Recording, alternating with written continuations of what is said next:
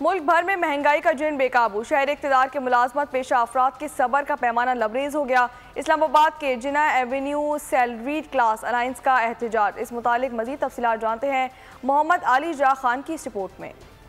इस्लामाबाद में salaried class alliance civil society और शहरी आयद करदा टैक्सेस से तंग आकर सड़कों पर निकल आए। Salaried class alliance core committee के अरकान कहते हैं, हमारे पास एहतजाज के अलावा कोई हल नहीं। सैलरीड क्लास का जो टैक्स है वो पिछले 3 सालों से हर साल 75% के हिसाब से बढ़ रहा है। क्या हुकूमत के पास सिर्फ एक यही क्लास रह गई है मिडिल क्लास की कि जिसको टैक्स के बोझ तले दबा दिया जाए? बाकी जो सेक्टर हैं टैक्स नेट को बढ़ाएं और हुकूमती अशियाँ कम करें। पूरी जो मिडिल क्लास जो सैलरीड क्लास है वो जो तनख्वाह आती है उसमें सिर्फ बिजली का बिल देने के काबिल रह गई है, उनके पास पैसे कुछ नहीं बचते। एहतजाज में खवातीन ने भरपूर शिरकत की।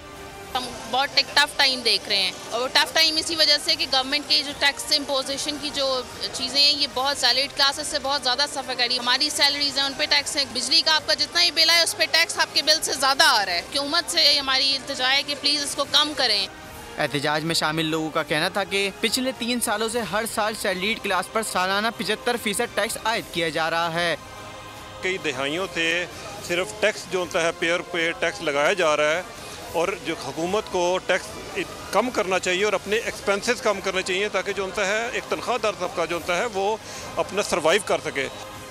एहतजाज में शरीक लोगों ने टैक्स को कम करो और अपनी मराद ख़त्म करो के एहतजाजी पोस्टर्स भी उठा रखे थे। सब्सक्राइब करें और बेल दबाएं ताकि कोई खबर रह न जाए।